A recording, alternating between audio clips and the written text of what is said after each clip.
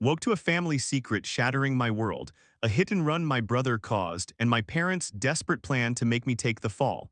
Betrayed and trapped, I had to fight their twisted loyalty and expose the truth before it buried us all. I want to share my story with you. I woke to my phone buzzing like a dying insect at 3 in the morning. My sister's name flashed on the screen, but when I answered, her voice was tight, trembling. "It's Dad," she whispered. "You need to come home." The movement through my bones felt as if they were made of wool, loose and ready to unravel, but I didn't hesitate. In the car, adrenaline and dread coiled in my stomach like a snake. By the time I pulled into the driveway, the front porch light was off, and the hush inside the house was worse than screams. Mom stood in the living room, her eyes red, her cheeks streaked with mascara that had long since run dry. Dad hunched in a chair, staring at the coffee table where interlocked police tape had replaced the usual clutter of bills and school flyers. Their faces hovered somewhere between panic and rage, a blend I'd never seen before. My brother, my golden brother, was at the center of it all. When I pressed for details, my parents exchanged a look sharp enough to cut glass. Mom inhaled, exhaled, then spilled the words that shattered my world. He killed someone, Jake, a man on the street. It was a hit and run." The words felt like a punch to the gut, knocking all the air out of my lungs. The man was a stranger from a nearby town, hit by my brother's car in the early hours and left to die in a gutter. The news came from the local precinct, from detectives who had a way of speaking that was all business and zero mercy. Embezzlement rumors swirled, 2 bank statements gone missing, corporate accounts drained. A serious assault case, too, a college student beaten unconscious at a party my brother hosted. All at once, every scandal I'd heard whispered in the halls over the years snapped into harsh, blinding focus.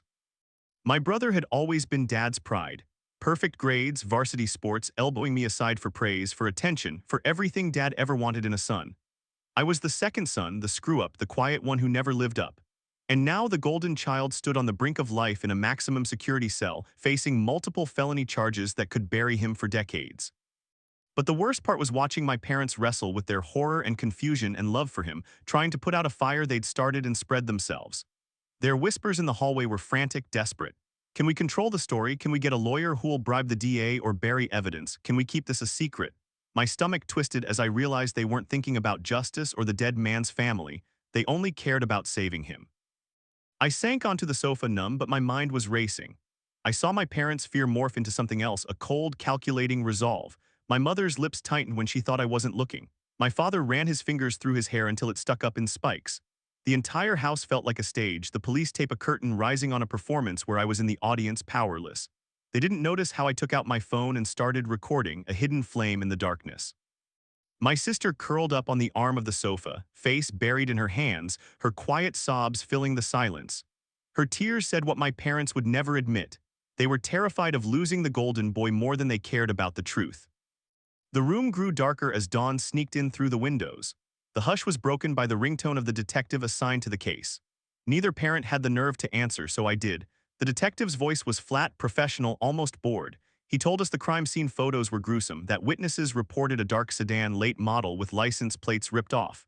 He asked if my brother had an alibi, what he was doing at 3 a.m. Of course he didn't. They suggested we come down to the station immediately. My father shoved a wad of cash into my hand, muttering something about bail, lawyers, no mention of what I knew was coming, the plan to pin it on me. I felt my cheeks burn and my chest tight. I looked at him, at Mom hovering behind, shaking like a broken marionette, and realized this wasn't just a family crisis. It was a test of loyalty I never asked for, and deep down, an ember of rage ignited in me. My brother had taken a life and expected us all to mop up his sins. The weight of that injustice settled in my bones, cold and unforgiving. As we piled into the car to head to the station, I promised myself this story was far from over, and I would be ready for whatever twist came next. We pulled into the driveway and I felt the walls closing in. Inside the living room, they'd cleared every cushion, straightened every picture frame until the space was more courtroom than home. Mom hovered near the mantelpiece, fingers curling around a photograph of my brother with his varsity trophy, her face a mask of grief and determination. Dad sat rigid in the armchair, elbows on his knees, eyes locked on me like I was already the defendant. My sister stood behind him, head bowed, tears silently tracing pale tracks down her cheeks. I knew before a single word was spoken what was coming. They weren't calling me back here to work out a statement or to lend support. They were going to ask me to die for my brother's crime. Mom swallowed hard, throat bobbing like a tight knot of fear and resolve. Jake, she began, voice trembling despite her effort to stay calm, you know how much your brother means to us. He's always been so bright. A mistake like this, she swallowed again, but the next words fell hard. We need you to take the fall. My jaw went slack. I blinked, certain I'd misheard. Take the fall. I stared at Dad, who nodded once, cool and methodical. His handshake had always been firm, but now it felt like a gavel. The gavel of our family's twisted justice. Dad leaned forward, voice deceptively gentle. Jake, look at your record. No arrests, no accidents, no debts. Your future isn't tied up in these business ventures or social circles. You're perfect for this. We'll claim you were joyriding drunk. We'll tip the scales in your favor. We'll say you panicked and ran. His words poured out like poison, coated in protective intent. Mom added from the corner, her voice softer but no less monstrous. We have the lawyer. We can spin the surveillance footage. Friends of ours on the force will discover the car abandoned in a ditch with your fingerprints on the steering wheel. We can stage a confession. I felt my pulse throb in my temples like a war drum. My sister's tears turned into quiet sobs. She held out her hand to me, but I recoiled. They described every detail as if I was their puppet. They even had an alibi ready. I was alone at the bar until closing time. They de-bribed the bartender to remember me calling a ride service, the driver confirming it. They would plant my phone in the trunk of the getaway car, slip my DNA onto the steering wheel. They'd submit a coerced statement from me saying I was scared, regretted everything. In less than 24 hours, I would be the one facing assault charges, vehicular homicide, embezzlement, the whole blame pile. Mom leaned closer, eyes shining with the fierce glow of desperation. Jake, we love you. We have to protect our family. You know how much is at stake. Her hand brushed my arm. I could feel her sincerity, the twisted way it was laced with manipulation. My chest tightened as I realized they were not above going to prison for me if needed. They believed, hoped, that I'd sacrifice my life so their precious son could walk free. I could practically taste their relief already. My stomach churned, a mixture of revulsion and rage, but also shock at how easily they'd abandoned any notion of right. When Dad laid out the timeline, leaving the house at 3 a.m., ditching the car at an abandoned warehouse, calling a taxi to the station, I watched his lips move but heard only the thunder in my ears. My own mother was planning to wipe my record clean after I served real time for a crime I didn't commit. I imagined the day I'd be released, jobless, reputation destroyed, a public stain. For him, he'd walk away. My throat tightened and I felt tears burn behind my eyes. My sister let out a soft cry and fled the room. I was alone with their expectation, the final piece of their damnable equation. They sat back waiting for my answer, hands folded as if I were interviewing for a new role. This was their solution, their horrifying compromise. Silence stretched until it felt like a tangible thing pressing in on me. I saw the black and white of their plan, the way they'd leveraged every relationship, every ounce of influence they had to frame me, and I realized they'd already won if I even considered saying yes. So I forced my voice out, trembling with fury and heartbreak. I won't do it. The words echoed like a challenge. They blinked, stunned, as if I'd broken some unspoken rule. But in that moment, I felt something shift inside me. The collapse of their perfect family story would be worth more than any jail cell, and I knew I could never let them get away with this. I sagged onto the sofa, heart pounding so hard I thought it might burst through my ribs. My head hung low and I let out a shaky breath that sounded like the world cracking in two. Fine, I whispered, voice barely audible. My parents exchanged glances of triumph, relief flooding their faces. I felt like a lamb surrendering to slaughter, but if I wanted to buy time, I had to look every bit the broken brother they wanted. Mom's hand flew to her mouth, tears returning in a fresh flood. She rushed to hug me, her shoulders trembling. Oh, thank God, she murmured, pressing her cheek to my hair. Dad leaned forward, brow unfurrowed, voice gentle. We'll get the best lawyer, it'll be over before you know it. My chest tightened at his patronizing tone, but I let Mom's embrace swallow me, pretended to choke back hysterical sobs. My sister hovered behind them, relief shining in her eyes. Her previous guilt evaporated under the same warm light. They drafted a plan on a notepad, running through each step as if I was already begging for mercy. We'll hire Anton, Dad said, referencing their expensive family attorney. He knows the DA, he'll bury the evidence, show contamination, plant doubt. They tossed around questions I didn't answer aloud. Who would serve as a character witness, how to handle the media, what to do about the CCTV from the nearby motel. I rubbed my temples, distracted, thinking through every angle they discussed. Details about the car's last registration, the warehouse we'd discover it in, names of taxi drivers to pay off. I memorized them all in one searing rush. I let my lips tremble, eyes glassing over. I'm so sorry, I managed, voice quivering. I considered throwing the remote across the room for effect, but held back, fearing I'd break the act. Instead, I covered my face with my hands, bowed my head, and gave a quiet, choked sob. Mom knelt beside me, smoothing my hair. Dad stood over us, hand on my shoulder, murmuring promises of support. My sister knelt at my other side, offering tissues. They didn't see the cold calculation behind my eyes. I felt like a wolf in sheep's clothing, biding my time. Once they left the living room to give me a moment, I stayed perfectly still. I waited long enough that when I slipped my phone out of my pocket to replay the recorded conversation from last night, no one would suspect I had the nerve to gather evidence. I scrolled through messages from local insiders I'd managed to email, security guard schedules, witness contact info, bank statements showing the funds trail in Dad's name. I pinned everything to my screen with trembling fingers. I also opened a secret voice memo that ran over their admissions.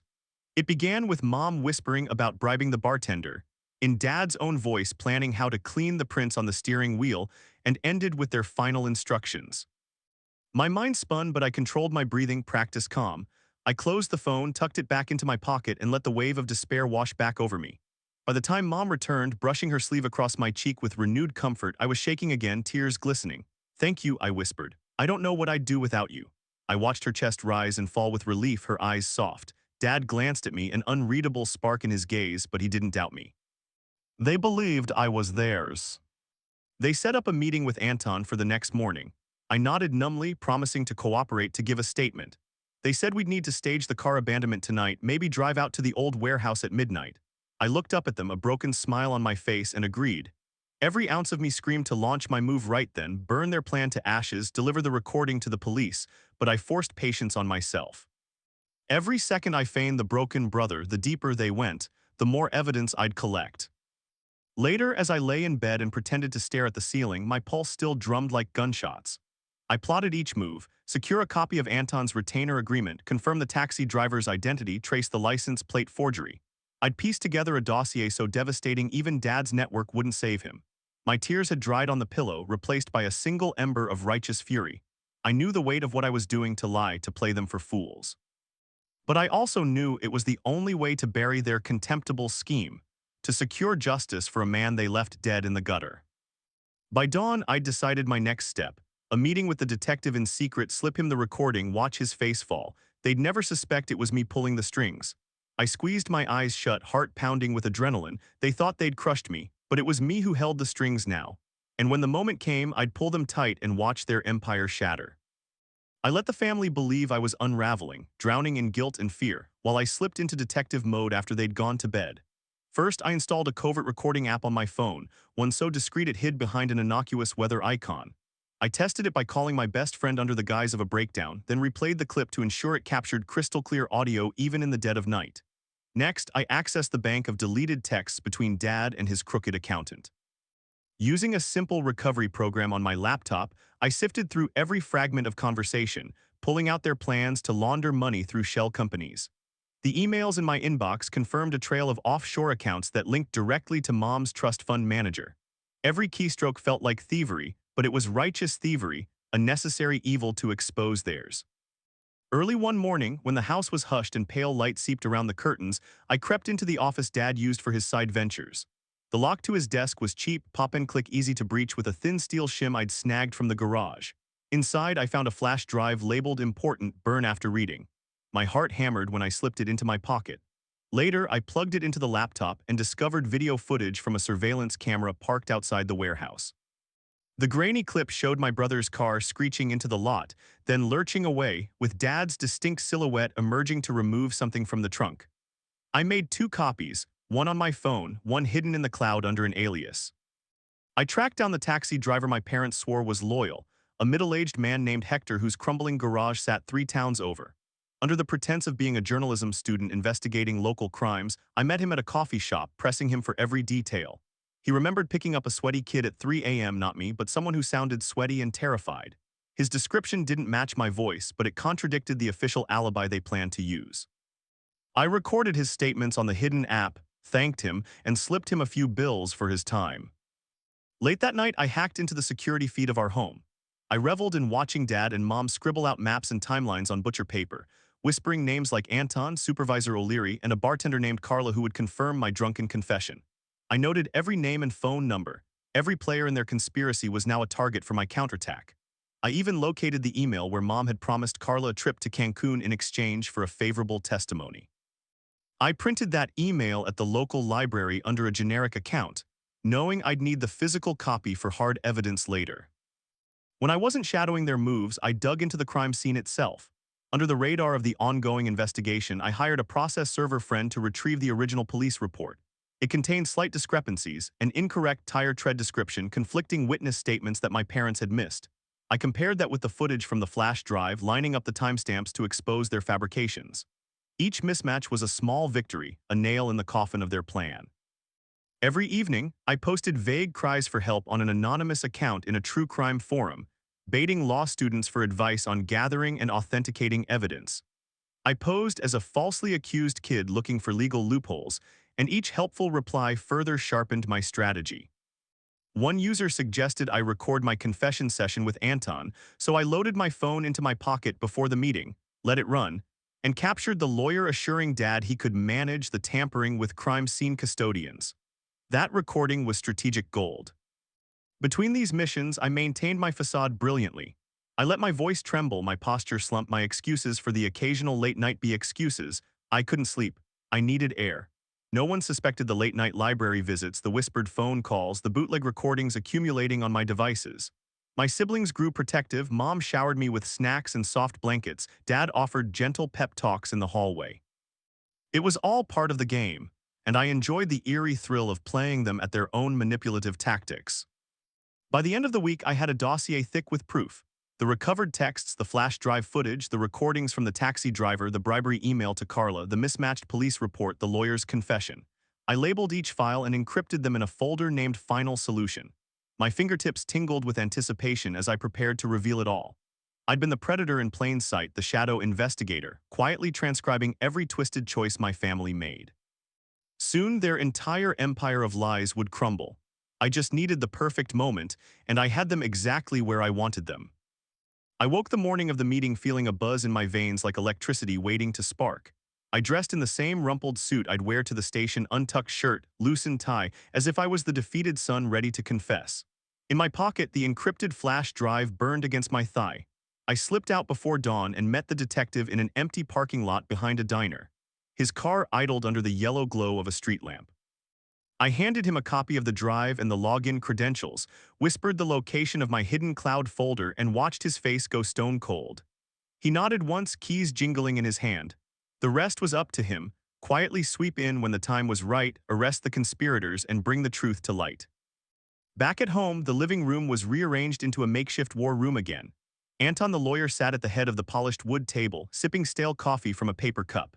My parents flanked him, faces taut with anticipation. My sister hovered behind a row of chairs, blinking as if emerging from a long nightmare. I took a seat opposite them, letting my shoulders slump and my eyes flit anxiously around the room. Anton cleared his throat, glanced at his notes, then looked at me with that practiced sympathy lawyers use on clients they don't really know. "Jake," he said softly, "we need to finalize your statement. Once you submit this, the DA will dismiss any charges against your brother in exchange for your full cooperation. Are you ready?" I bowed my head, running my fingers through my hair. I felt my heart hammering like a caged beast. My parents leaned forward expectant. Mom's fingers dug into her knees, Dad's jaw locked. My sister's eyes were wet, ready to flare with relief. The room held its breath, waiting for me to break. I opened my mouth, but no words came. Anton cleared his throat again and placed a printed document in front of me. "Just sign here, admit to reckless driving, hit and run. We'll take care of everything else." He slid a pen toward me. My fingers hovered over the paper, trembling. My parents glanced at each other, whispering pleased. They believed they had me. But in the back of my mind, I heard the detective's promise of backup, the silent hum of justice waiting to roar. I picked up the pen, my hand shaking enough they must have seen, but no one said a word. I put the tip to the dotted line, paused, then slowly traced my name. Ink bloomed black on the page like a confession I'd never meant to give. My parents exhaled, relief ricocheting off the walls. Then I set the pen down, leveled my gaze at Anton, and spoke. My voice was calm, colder than I'd intended. "One more thing," I said, pulling the flash drive from my pocket and dropping it on the table. It clicked against the wood like ammunition in a chamber. "Did you know I recorded every conversation we've had, every confession, every plan?" Silence spiked between us, sharp as broken glass. Anton's coffee cup trembled in his hands. My parents' faces drained of color. My sister gasped, stumbling backward, her hand flying to her mouth. I reached for the cloud folder printout and laid it flat beside the drive. This isn't the only copy. The detective's got everything: videos, emails, recordings, witness statements. By the time he makes his entrance, your dirty little empire collapses. Dad's mouth opened, then shut. Mom's lips quivered. Anton's face switched from surprise to fury in an instant. You can't do this, he said through clenched teeth. This is blackmail, I shrugged, but the smallest smirk tugged at my lips. No. I'm not blackmailing you. I'm giving you a chance to do the right thing. I pressed play on my phone for the hidden app and set it on the table. Mom's whispered promise to Carla about Cancun drifted through the air, followed by Dad's calm instructions on planting my fingerprints. Anton's voice admitted his part in the manipulation. The room trembled with the weight of their own words used against them. My parents looked at each other, realizing their carefully built house of cards had hit its tipping point. The door behind them swung open without warning and two detectives stepped in, badges out, guns holstered but ready. They flanked Anton, then spoke my name, inviting me to step aside. My stomach fluttered, but I felt no fear. I looked back at my family one last time, at their fallen expressions, at the sister whose pain turned to awe. I'm sorry, I said softly, and meant it, though not in the way they'd hoped. They were all arrested then, the perfect crime unraveling in real time. Anton's protests bounced off the walls. Dad's face was a portrait of disbelief. As I walked out with the detectives, the morning sun hit me in the face like a promise. They told me later my brother was charged for everything, his life in pieces, and my family wouldn't be sitting together at Thanksgiving this year or ever again. I've been called a hero, a whistleblower, a vindicated man, but mostly I'm just breathing free air, tasting a justice long denied. And as the chapter closed on their monstrous conspiracy, I knew the echoes of that morning would follow them, and me for the rest of our lives. I sank into the leather chair, feeling its cold firmness against my back as Anton cleared his throat and laid out the final script. My parents leaned in, their eyes bright with relief and anticipation. Dad tapped the table in measured beats, Mom nodded earnestly, and my sister settled into the alcove behind them, clutching tissues. Anton flipped through a sheaf of papers, his pen poised above the dotted line where I was meant to confess. He began, Jake, this is everything you need. You'll say you were drunk, lost control, panicked, regretted it immediately. We've prepared the statement for the media, crafted the right apology. Their faith in this mock confession was absolute. I played the part of the broken man, voice hoarse with contrition as I muttered, okay, let's go through it. Anton handed me the first page. I skimmed the text, eyes flicking over the words designed to exonerate my brother. I traced my finger down the typed lines, admission of guilt, apology, vow to accept punishment. My heart pounded like a drum in my ears, but my face remained impassive. Dad leaned closer, voice soft as velvet. Just read it, he urged. Then sign. The room felt like a set piece built for my destruction, and I let my fingers glide over the paper with mechanical precision. I raised my pen, the moment stretching, and then, slower than anyone could react, I paused and looked up. You want me to lie? I said quietly, voice carrying in the sudden hush. Anton's eyebrows lifted, Mom's mouth parted, Dad's fist clenched on the table. You want me to stand here and say I'm the monster who killed a man in a hit and run? I let the words hang like a noose. But I'm not, and you're not getting away with it. With deliberate calm, I reached into my pocket and pulled out the small voice recorder I'd planted under the table earlier. I tapped the play button. A hush fell as their own voices filled the room. I heard Mom's whispered panic about bribing the bartender, Dad's low command to plant my fingerprints on the wheel, Anton's professional assurance that they could buy the crime scene custodians and manufacture doubt. Each confession rang out crisp and damning, their conspiracy laid bare in real time. Across the table, my parents froze, eyes wide, a flicker of horror replacing their earlier triumph. My sister gasped, falling silent as she stared at the wavering playback controls. Anton's face blanched. He stammered, This is inadmissible, you can't do this. I pressed stop, the clicking sound slicing through his protest. It's admissible enough for the detectives I called. I swept my hand toward the doorway. Two uniformed officers stepped in, authoritative and precise. The room's atmosphere snapped like a brittle branch. Mom let out a strangled cry. Dad shot to his feet, white-knuckled. Anton sank back in his chair, ashen. The taller detective approached the table, badge displayed calmly. Jake's right, he said, voice flat. We have a warrant for obstruction of justice, conspiracy, tampering with evidence. You're all under arrest. Handcuffs glinted in the overhead light as the officers moved in. Dad's protest was fierce but hollow against the weight of recorded proof.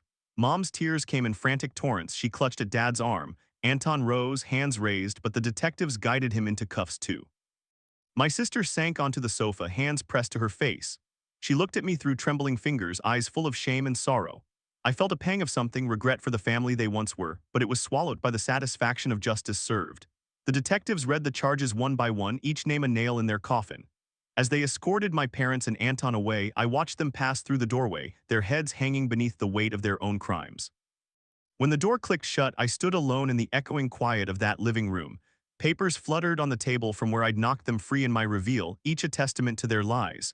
I exhaled, the breath shaky but full of relief. The detective approached, handing me a card. "If you need anything, statements, witness protection, call me." I nodded once, a tight smile curving my lips. I slipped the recorder and the drive into my pocket, evidence that would live beyond this moment. My sister emerged from her stupor and placed a tentative hand on my arm. She didn't speak. I didn't need her to. We shared a look that said it all, the depth of betrayal, the cost of secrets, and the redemption of truth. Outside, the sun had climbed higher, bathing the house in unforgiving light. In that moment, I felt the finality of the fall of their empire. Justice had its day at last, and the gavel had come down, not in a courtroom, but in a living room turned jury. The echoes of their confessions would haunt them forever. And for me, walking out into the bright morning, I knew I'd reclaimed my life from the shadows they'd cast. As the officers led Dad out in handcuffs, the first crack in their unity appeared. Mom rushed forward, voice trembling with fury. "This is all your fault," she screamed at him, thrusting a finger in his chest. "If you hadn't insisted on hiding everything, none of this would be happening." Dad's face contorted with indignation even as the detective clipped the cuffs. "Don't you dare pin this on me. You were the one pushing to bribe witnesses and plant evidence. You're the one who told Carla to lie." Mom reeled back, her mouth opening and closing like a fish gasping for air. Behind her, Anton, still cuffed to a chair, cried out, "I did only what you paid me to do. You both knew I'd handle the DA. This wasn't my scheme." His eyes darted between them, desperate for an ally, but neither parent would meet his gaze. My sister, stunned into silence at first, found her voice and pointed at Mom. "You're the one who wrote the emails booking Carla's trip to Cancun," she yelled. "You promised her hush money." The detective beside me scribbled notes as each accusation flew sharper than the last. Dad spat back at my sister, venom coating his words. "Shut up, you ungrateful," he stopped, realizing he was railing at his own child in front of the police. Mom seized the moment of shock to pivot. "No, you shut up," she hissed at him. "You cheated on me twice and embezzled our charity's funds. Do you think that's going to stay buried?" She slapped her palm against the wall, paint flaking. Anton laughed bitterly, the sound hollow in the sudden tumult. "Charity funds. That was part of the deal to funnel money into your shell companies. Don't try to act innocent now." The living room throbbed with their shouting. Doors swung open, neighbors peeking through windows at the chaos. One officer raised a hand for quiet, but the family was past listening. Mom lunged at Dad, nails scraping his shirt front. "You're a monster," she shrieked. Dad shoved her back and she crashed into the coffee table, knocking papers everywhere. "You're the monster," he shot back, pointing at Anton. "You told me how to hide everything. What did I know about planting evidence?" Anton, red-faced and sweating, barked a laugh. "You're serious? I didn't fabricate police reports or bribe the bartender. I told you how to handle PR, not commit felonies." He jerked his head toward my sister. "And you, child prodigy of ours, you sat in your room smoking pot while this all went down. Don't pretend you're innocent when you dared to stay silent." My sister's face crumpled, tears flooding her cheeks. "I was scared. You both terrified me. But at least I didn't lead anyone to their death." The detectives watched each new betrayal unfold, their pens scratching urgent lines on notepads. In a corner, I stood motionless, evidence in my pocket and relief rising in my chest. The torrent of accusations swallowed every ounce of their composure. Mom wailed that Dad had promised her they'd retire wealthy only to end up ruined. Dad spat that Mom's extravagant spending drove him to embezzle. Anton cried that they stiffed him on his final invoice and refused to pay his fees. My sister accused them all of abandoning her in their corruption. The detective finally called for calm. "Enough," he said, voice booming. "Ladies and gentlemen, you're all suspects in multiple crimes. We'll sort out who did what in due time, but right now, sit down and shut up." They complied grudgingly, each sinking into chairs with defeated thuds. One by one, another detective cuffed Mom and my sister. Even Anton was cuffed again, more tightly this time. Dad sat last, head bowed, fighting tears. As they were led out, still hurling insults at each other, I felt the weight of their collapse settle around me like dust. The house, once a stage for their perfect conspiracy, was now a crime scene of shattered trust. The detectives moved through, photographing documents, collecting phones, flash drives, and those scattered confession papers. Every lie had come undone in spectacular fashion, witnessed by the grim-faced law enforcement officers who filed it all into evidence. When the front door closed behind the last of them, the living room fell silent except for the distant wail of a patrol car siren. The chairs stood empty, papers strewn like fallen soldiers. I exhaled, the tension draining from my shoulders. Their desperate scramble had been the final proof of their guilt, each accusation a self-inflicted wound. Justice had arrived, not with the clang of a gavel, but in the deafening collapse of their family's empire of lies. I sat in the narrow interview room, the harsh fluorescent light tracing shadows under my eyes. A detective placed a recording device on the table between us, its red light blinking methodically. I unfolded the manila folder I'd carried in, its edges crisp, and slid it across. "Everything you need is in there," I said, voice steady. The detective nodded and adjusted his notepad. Across from me, two uniformed officers watched, their pens at the ready. I clasped my hands on the table and began. "I'm James Carlisle, born July 19th, 1986. On the night of July 3rd, I was at home in my parents' residence when I first learned of the hit and run. Over the next several days, I was pressured by my family to confess to crimes I did not commit. They promised legal protection for my brother at my expense." I paused to let the weight of that land. The detective glanced at his partner, then returned his gaze to me. I pulled out the flash drive marked Final Solution, opened the folder, and sorted through the evidence one by one. Exhibit A, recorded conversations between my parents, my brother, and our attorney, detailing how to manufacture my guilt. Exhibit B, email correspondence between my mother and a bartender named Carla, offering her monetary and vacation incentives to corroborate a false statement. Exhibit C, surveillance footage obtained from a shell company's camera, showing my father removing incriminating items from the warehouse where the vehicle was later abandoned. I watched the officers' eyes darken as they processed each item.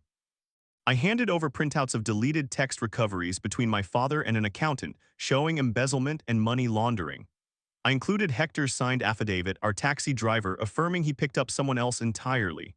There were photographs of stamped police tape, my father's forged signatures on custody documents, even the original police report with highlighted discrepancies. Each piece was meticulously labeled, cross-referenced, and backed up on the flash drive and in a secure cloud folder. The detective cleared his throat and asked, "Any reason you chose to come forward now?" I closed my folder and met his eyes. "Because justice is overdue.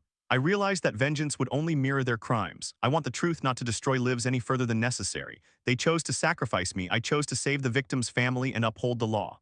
My words sounded calm, almost clinical, but beneath them boiled the rage and relief of a man who'd outmaneuvered his own blood. They questioned me on minor details, dates, times, witness names, and I answered each one precisely. When they asked why I hadn't come forward sooner, I explained the fear of betrayal and the gamble I'd taken to gather irrefutable proof. By the time I finished, they'd recorded every word. I signed the statement, their pens scratching as they notarized the end of my testimony. 2 days later, indictments were filed. Multiple counts of obstruction of justice, witness tampering, embezzlement, conspiracy to commit a felony against my brother, all leveled against my parents and our lawyer. My brother faced fresh charges, now bolstered by evidence that his family attempted to shield him from accountability. Newspapers broke the story with front-page headlines. A media frenzy erupted as reporters pored over court documents and 911 transcripts. The local barista recognized my mother's name in the headline and whispered it to every customer. Every TV news station replayed the recording of Dad's command to plant evidence, audio looping like a warped melody of betrayal. I watched the legal firestorm from a safe distance, my own name sparing me from public scrutiny. Friends reached out with cautious praise, checking if I was okay. My sister, granted immunity for her cooperation, called me on the morning the grand jury handed up the indictments. Her voice was soft, full of regret and relief.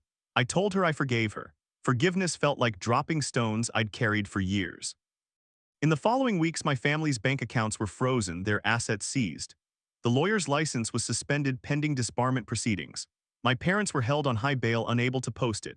My brother, once the golden child, sat in the same jail he'd tried to conceal from. The courtroom was packed when the judge read each count.